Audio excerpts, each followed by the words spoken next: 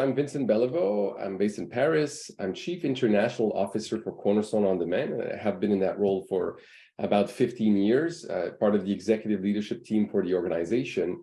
And over the course of these years, I've interacted with CHROs, CIOs across the world. My responsibility is essentially everything outside of the United States for Cornerstone, and which is about 35% of our global revenue. And Africa is one of our fast-growing market, an extremely exciting market.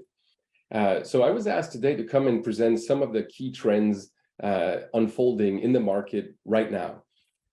So I'll jump in and start sharing, first and foremost, sort of the market context. If you go macro level, above the HR world, if you will, HR and IT world, what is going on? When I discuss with CEOs and other key stakeholders in the industry, and that's truly global nowadays, one obvious conclusion is the world is changing ever faster. Obviously, there was COVID, and COVID forced a transformation of the world that was faster than everything we've seen before. But beyond that, the world was already accelerating. The advent of technology and how the move to electric vehicles and sort of more responsible sources of energies around the world, the advent of AI, just the ChatGPT example where it reached incredible numbers of users in just a very, very short amount of time, the fastest of any technology in the world. And we can only start imagining all the possibilities this sort of technology brings for the future. And what that means for companies is it's very hard to predict what to do next. Even from just a pure financial stability standpoint, business models are evolving very fast. We're also living in a world right now where in most countries there's huge inflation, yet at the same time, very low unemployment rates. Those two things are not supposed to happen at the same time, according to economic books. So we are living truly troubled times, and it becomes very, very difficult to navigate for organization. As a result, developing agility, ability for change is so important. Now, at the same time, or linked to this, an obvious implication is that the world of each person is changing, and the expectation of each person in their job is changing. I think many of you are familiar with the World Economic Forum statistics around 87 million jobs being displaced by 2025, 95 million new jobs that didn't exist before to be created or don't exist today. Within 3 years, 50 to 100% of workers need to change skills. There's clearly a big pressure on individuals as well as companies to make sure they have the latest skills to thrive. And I would add to survive, right? So this change is essential. There's a problem. Companies say that they still have important skill gaps in their organization. So 75 people of talent leaders are convinced they have big gaps in their organization. CEOs would be even higher than that. So clearly, we continue to live in a skills economy. The skills topic is not completely new. We were talking about this even just before the pandemic. But all of that, of what's unfolded over the last few years, has just accelerated that. And there's a big problem. The companies feel that they're making effort to train their people. Traditional HR departments and management feel that they're deploying enough efforts to support their employees in developing the skills needed. However, the employees are many, in fact, close to 50%, more than 50%, to say that they feel their companies are not developing their skills. And therefore, that creates a big gap, and we need to address this gap. Our research, we did a global skills report that we published last year. You can have access to it if you scan this code at the bottom, shows that the high-performing organizations, those with high performance, high revenue growth, and high employee retention, have a very small gap, meaning the employees and the company both align on the perception that both the company invests in them. However, the poor-performing organizations have a big gap. The delta goes from 30% here for the average company to 10% for the high-performing companies, but all the way to 50% for the poor-performing company, which I find helps build business cases to demonstrate that investing in skills in your business, in your organization, it's not just companies, it's also public sector, is paramount. Now, meanwhile, employees don't just expect upskilling and reskilling. They absolutely do. But the advent of 4 generations working all together in the workplace today, including a generation that's digital native, that came with phones in their hands, smartphones, and expect that to happen in their own organizations, is a reality. In addition, the way people expect life to evolve and their businesses to support them is different from the past. We used to assume a career ladder. You were in a job in product management, you were junior project manager, you become product manager, you become senior product manager, maybe manager of product management and director and so on. Now we're talking about a career lattice, which means you go left, you go right, you go back, you go up. It's very, very flexible. People expect multi-directional mobility, and people, as a result, expect an extremely personalized pathway. Everyone is different. The hyper-personalization of the consumer world is imported in the business world, and that's an expectation. There's other expectations I won't go in depth into, but obviously people expect to have a purpose from their organization and also expect increased flexibility. The work from home that unfolded with the advent of COVID obviously generated an increased expectation for flexibility as well. So at Cornerstone, we try to deliver solutions for our customers, and with our partners like LRMG in Africa, we're constantly exploring what are people looking for, what are the big trends in the market. So we had a wide-scale survey across many countries, across all of Europe, Middle East, and Africa, called the EMEA Trends Report that we published just recently, which again you could download if you're interested. LRMG can share that as well. And amongst the trends that we categorized or detected, if you will, we picked up 3 for HCM, so the world of human capital management, 3 for the world of learning, and 3 for the world of content that we wanted to share with you, and that statistics demonstrated were particularly relevant nowadays.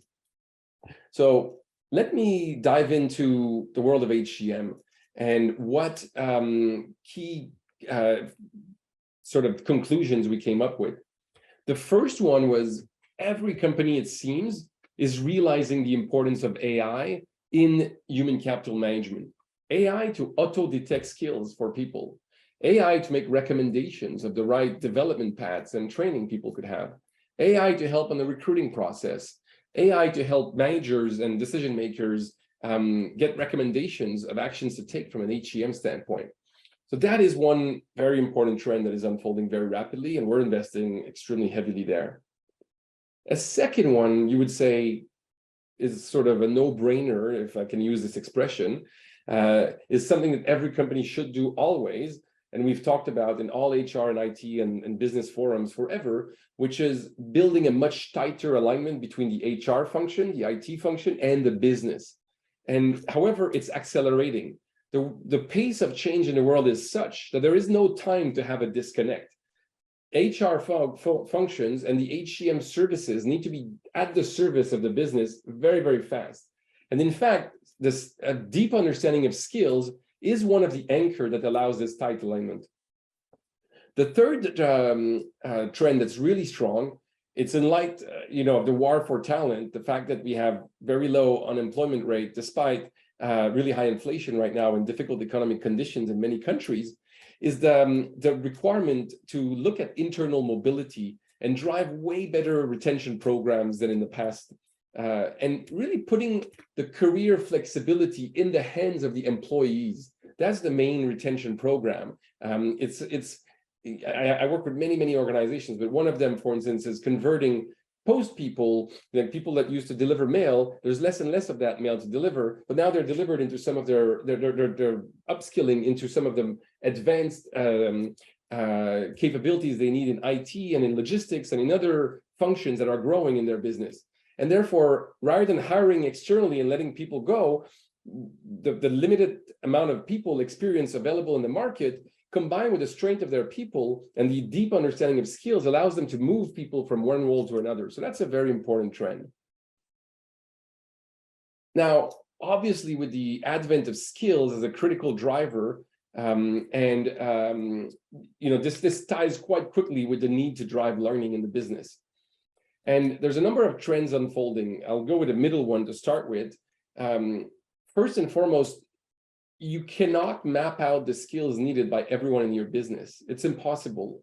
And therefore, you can't map out all the training programs that are needed in your business or your organization. Of course, you need to push down training for your core requirements in your business, but you also need to have a self-directed, self-guided, and AI prompted, shall I say, a set of recommendations for employees to accelerate their own skills building. And that's the notion of increased democratization. We also have a second trend going on at the same time on the right-hand side, this notion of building capability academies. So as the world changes really fast, business leaders recognize that they need, for instance, in the automotive world, to becoming experts at new kinds of electric engines, and therefore, and the sources of energy, and therefore they'll create a capability for that.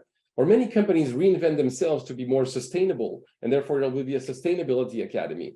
Or companies develop AI, for instance, as a key capability in their business, or design, and therefore you'll have new academies that will be created within the learning environment and that have a lot of impact. If you want to read about this, Josh Burson, one of the global experts on this topic, has fascinating content on this topic. A third piece that became evident in our research was the age-old topic of compliance and learning is actually not going away. It's becoming ever more important. There's ever more requirement, particularly as companies globalize, to drive compliance and ensure that they deliver safety, security, but also compliant environments for their employees, their customers, their partners.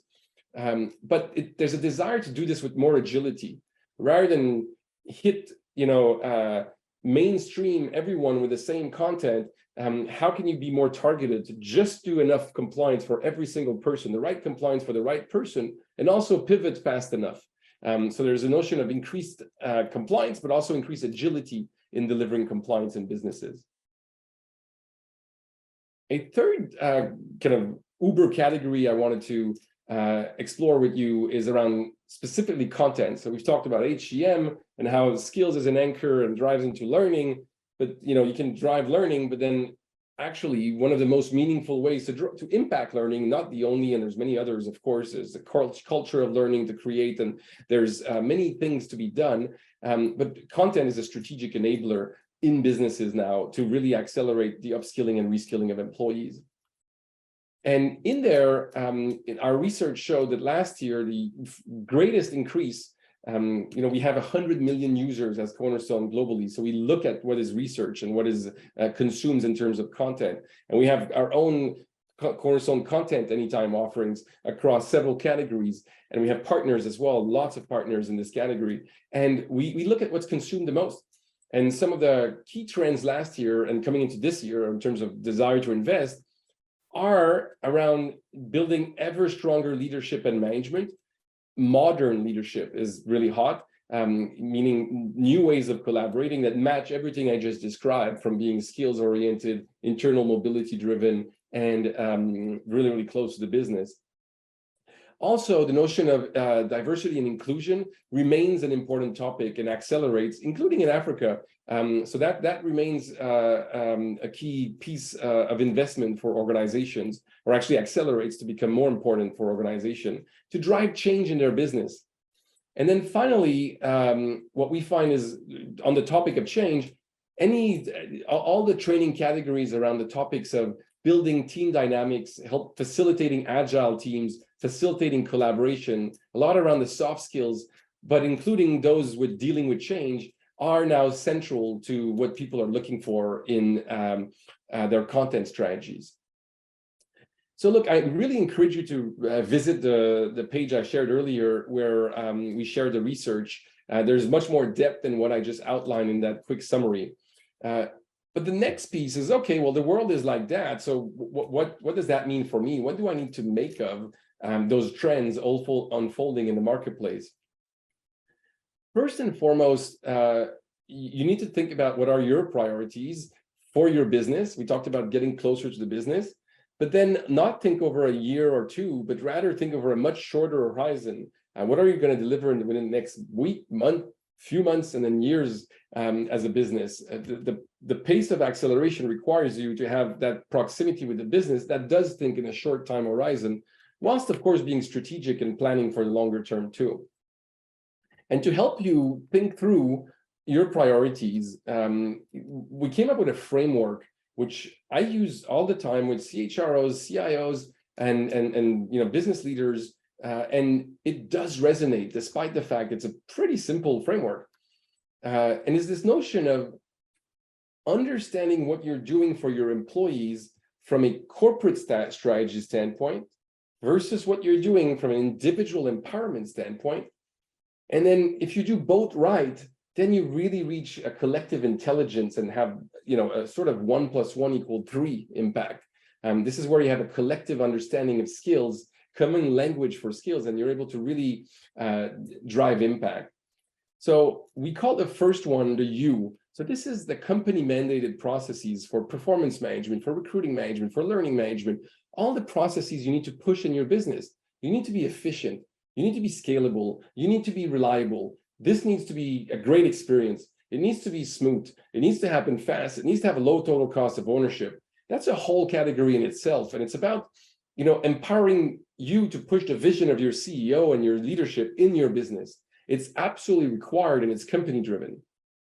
But in the past, and in HR, we're all guilty to have focused a lot of time there. It was enough. But nowadays, with the speed at which the world changes and the fact that you just cannot map out what every single person in your business needs to learn, needs to, think about from their goal standpoint, needs to, develop from a coaching standpoint, you need to focus on the me, the empowerment of the individuals. It's about leveraging the power of AI to make people capable of upskilling and reskilling by themselves, giving them the keys to their development in their career, their personal growth.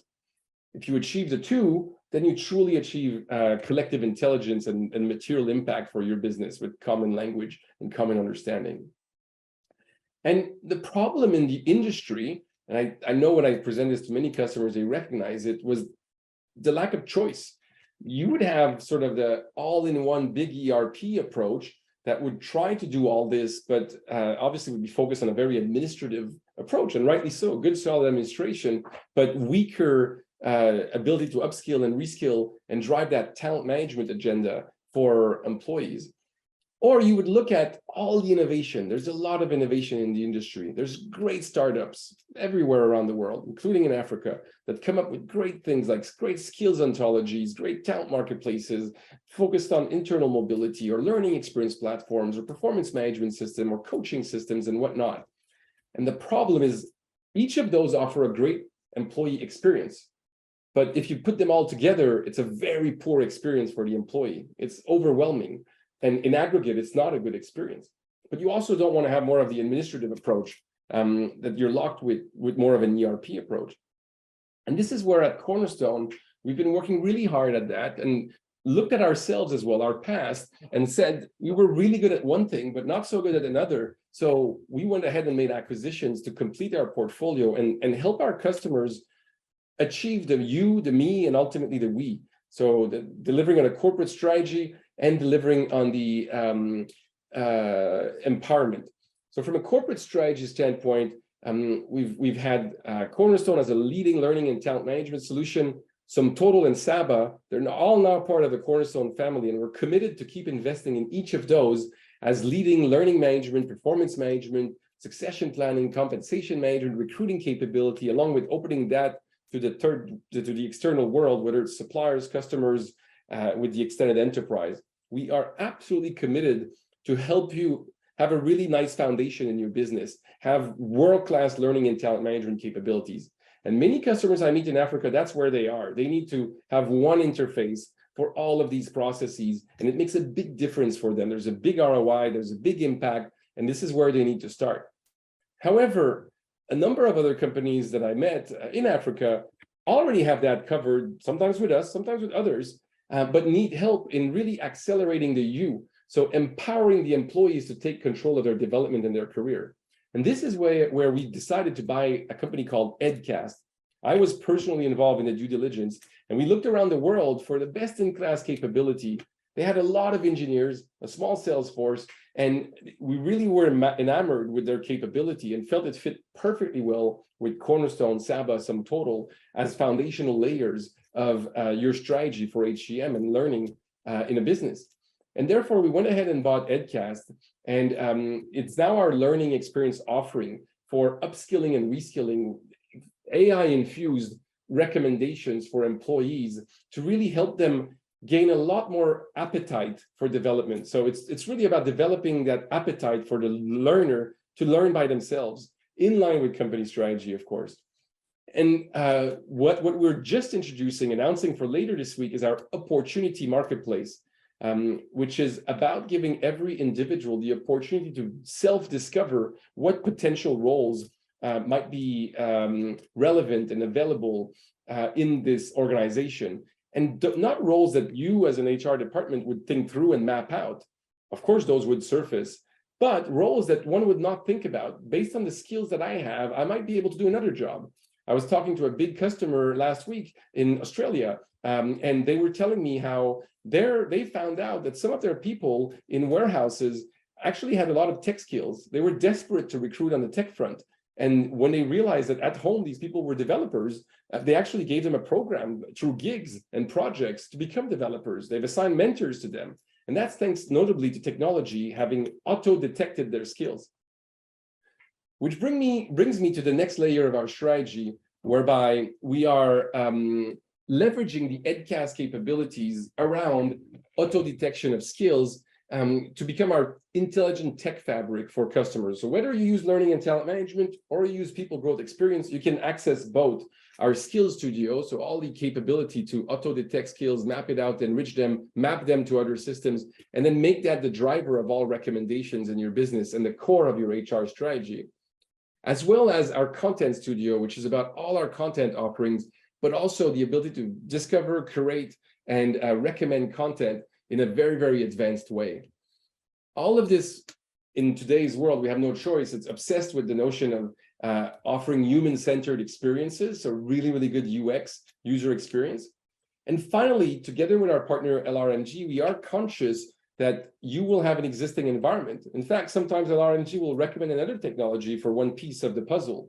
And we know that we have to integrate and meet you where you are. Integrate with your productivity tools. If you're searching a result in Google with Edcast, Google would present first the results from our catalog in Edcast, and then would present, and it's actually your catalog, and then would present the results from a Google search standpoint, or in Teams that we're using regularly, or Zoom right now. And then from a content standpoint, beyond the content anytime offerings of Cornerstone, integrating with all the leading partners in the marketplace. And then finally, integrating with the HRIS environment that you might have. You might choose us for all HR, and therefore we'll integrate with your payroll systems like ADP. Or you might choose us just for the talent experience layer and work with another ERP vendor for HRIS, and we'll integrate with that. Each of these components are modular, so we can have the learning experience work on any of the other LMS systems in the market besides the ones that we offer. However, of course, we offer an advanced integration, which we believe will give you a 1 + 1 = 3 type of impact, going back to the you, me, we framework I described earlier. So look, this is not about Cornerstone. I just wanted to make sure I mapped out the offering of Cornerstone with the various trends that we shared earlier. And look, it works really well. We're recognized by the various analysts in the market, whether it's Fosway and the learning systems, or if you go for a full suite around talent management as a leader in pretty much every category, and along with a strong player or leader in the HCM category as well. So it's something we are quite passionate and looking forward to support you. And just to wrap up my presentation and go back to my introduction, we're really passionate and privileged to be working with more than 1 million users in Africa. When I said it's a fast growth area for us, I mean it. More than 550 customers. And frankly speaking, we have customers for every piece that I described earlier, whether it's the learning and talent management, the HCM capability, the learning experience platform, or the content, for instance. We have great customers across that.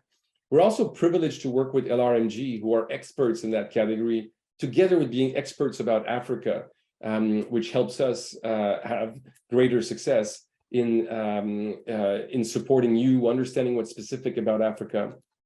One thing I would say about Cornerstone, and in particular that's my role, is we like to be global. So as common as possible, as different as needed. Global, local, thus global, as common as possible, as different as needed for Africa.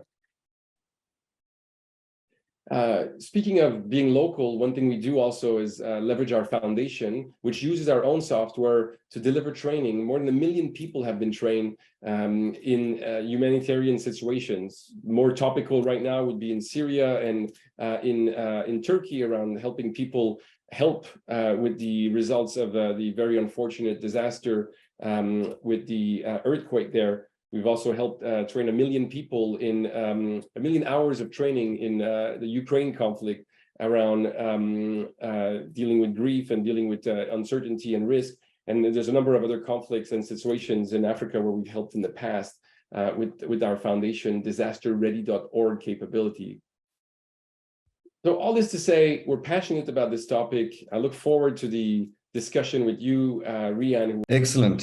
Thank you, Vincent. And what a fantastic presentation. It's really been exciting for us to see that the trends in globally fit with the trends locally for us as well. We have been a partner of yours for more than 10 years, and we appreciate the partnership. And we look forward to another 10 years and then more. I do have a list of questions that have come through, and I'll be keen to share those with you. And I think I'll start with the first point. So one that's a very interesting one. If you had to pick one place to kickstart your HR transformation, what would it be from your perspective? Very good point and very good question. Something I discuss a lot with customers. I would say, unfortunately, there's no one answer because it very much depends on your environment. If you today feel that you have world-class or good enough learning and talent management capabilities for your business, you may not want to start with automating learning, performance, core HR, recruiting. That may not be where you are at. Instead, where you want to focus is on the you. If you recall the framework I described earlier, the empowerment of the person, empowering every one of your employees. So to do so, I would look at the experience layer and all the solutions out there in this area to drive way more self-directed learning and way more self-directed career management from employees. So I would look at the upskilling and reskilling side of things. However, if you first do not today have a very advanced capability to have the right people in the right jobs with the right skills, to report on your data on people the right way, and to accelerate your transformation programs, then I would say first look at having the right learning and performance and talent management capability in your business. Within that, then it depends on your need, because you can start a talent management journey with recruiting, for instance, if that's what your burning need is, or you can start with learning if that's your burning need, or you could start with performance and talent management if that's where you want to focus to have a better understanding of the performance and the quality of the people you have in the business. Fantastic. Yeah, that's a piece that's really close to my heart because we're all trying to kickstart the HR transformation in South Africa. Another one that came through, which is a very broad one, but I think you'll give us a succinct enough answer on it, is where do we really start, or how do we better prepare, rather, for the war on talent, which is one that we're experiencing daily, especially in the South African market? Absolutely. I gave hints towards that in the trends presentation I shared earlier, where I said one of the top trends in HCM is looking at retention. What's happening right now is of course, you still need to do great recruiting and have a good employer branding externally, and you will be able to find talent for specific roles. However, what everyone, and it's global nowadays, I think it's also linked to the pyramid of ages and the way the economy is working, but we have the impossibility to find all the skills you need externally. And therefore, it's doubly important to invest in your own people. Invest in them so they stay. Just for that benefit is already super important. So you can prove a business case internally just on higher retention by investing in skills building. We have a lot of statistics that show people leave if they're not invested into. But two, by investing in them, people can move from one area to another, as with the examples I gave earlier.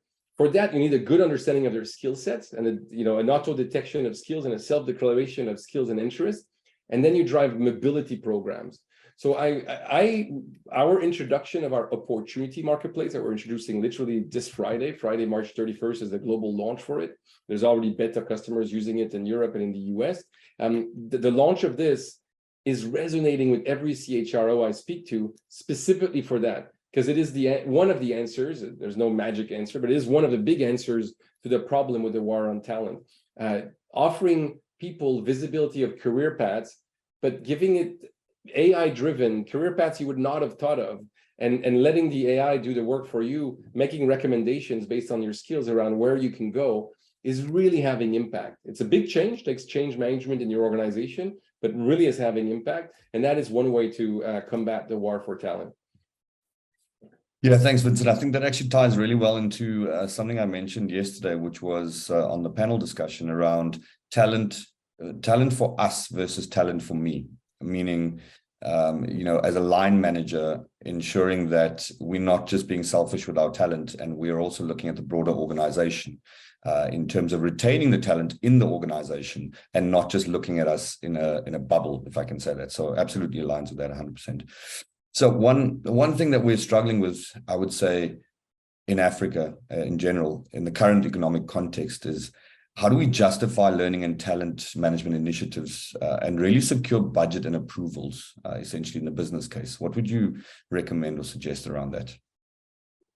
Yeah, it is an important exercise. We help customers, and you do regularly work through that exercise. First and foremost, do you remember I talked about aligning with the business as one of the key trends also in HCM? You do really, really want to have a deep understanding of what your company's strategy is and what are the goals being achieved. Justifying a learning and talent management initiative is so much easier when you have deep understanding of where the business is going and you can tie the initiative directly to it. Then your CEO, your CFO, they have these goals and these missions, and they'll go, yeah, absolutely. That makes sense. We need to go and do that. So a tight alignment to the real business requirements is really important. But then you go and work on the quantitative and the qualitative aspects of your business case. On the quantitative aspects, there's a lot of automation that's gained through driving world-class learning and talent management. There's a lot of time saved that can be deployed in value-add activities instead, moving forward. Moving face-to-face training, in just a percentage of it to e-learning, also drives a massive return on investment. Consolidating your catalogs of content and reducing and optimizing your spend there in a smart, targeted way for your business also drives return on investment. So those are examples of quantitative aspects. Then you also want to look at qualitative aspects. So, for instance, what I described earlier, high-performing organizations those are the companies that have the highest revenue growth, have the highest employee retention and customer sat. So there's a number of metrics we use to drive what's a high-performing organization. They have a very little gap between what the employees perceive in terms of skills development and what the company perceive. However, poor-performing organizations have a 50% gap between the perception, which means they don't invest in their people. And so qualitatively, a lot of executives today are very, very conscious there is a need to invest in their people. And it just needs to be articulated very clearly with statistics such as those from the skills research I just described. That then adds to the qualitative impact. And you can tie that also to faster time to productivity, faster, lower retention rates, lower churn, higher people retention rates, and so many other metrics and key productivity goals. One last point, qualitative as well, is your companies to survive need to, and the CEOs understand that, upskill and reskill and adapt to a changing world. The business model you have today might be different tomorrow. So that's another point. Agility, business agility is very important. And if you don't have the tools in place to drive that business agility, your people won't change fast enough, and therefore your business won't change fast enough. Yeah, absolutely. I think one of the biggest drivers in our continent is to be able to get the value and impact measured effectively to make sure that our business cases are solid and convincing enough, and that show tangible, both qualitative and quantitative metrics for what we expected as success measures within, the transformation. I've got probably two more questions for you. What skills do you really think HR practitioners need to work on within the environment? So from a skills building standpoint, I often tell HR practitioners, it's similar to what happened in marketing some years back. Marketing used to be seen as not necessarily a mathematically driven business, analytically driven business. Yet nowadays in marketing, of course, there's a brand and there's look and feel and whatnot, but there's also very important the notion of the analytics and the capability to drive insights. So I highly encourage any HR professional to develop their skills from an analytical standpoint. A second point is, gone are the days where HR would be here and IT would be there, and you would kind of almost be proud in HR to not touch tools. Tools were for IT and HR were for thinking through kind of talent and processes and performance management and whatnot. That's not true anymore. Any person in the talent and learning world should be developing, I wouldn't say to become a geek, but developing an appetite for technology. You want to go and touch the tools, feel the tools, because it's going to be part of your job. And it's not just true in HR, it's true in every function, but every function will be more and more and more tech-enabled. The last part I would say is be open and confident about AI. AI is very important for businesses moving forward, and you've got to embrace that moving forward. Yeah, thanks, Vincent. I think there's a key point, and it was quite a big topic yesterday, was around the digital handshake between IT and HR. And I think you said it perfectly. IT was known for technology and HR was known for people. And I think when we combine those two and create that handshake, it becomes really powerful. So absolutely. And then I think to my final question, what do you see as the view, well, what's your view on the potential for learning and talent in Africa versus other geographies in the world, given your global experience? Well, thank you so much for asking. I do business plans every year for our business, and I look at the research around where there's expected global domestic product growth, where there's an expected shift in maturity, in learning, in talent management. And the future for Africa is bright. It is, in fact, one of the geographies that could leapfrog the interim step. We, Cornerstone, often come in to replace technology that had gotten old and replace that. Well, sometimes it didn't exist in some companies in Africa, that layer of technology, and we can come in and allow you to leapfrog many of your European and US competitors or Asian competitors. So I'd say the future looks bright. You have a great opportunity ahead of you. And we're certainly, as Cornerstone, thanks to our partner LRMG, planning to see massive growth in the African market. And we'll be side by side with LRMG to support our customers in the geography. Vincent, it's really been a true pleasure to have you on and to spend this time with you, and for all the valuable insights you've shared with us.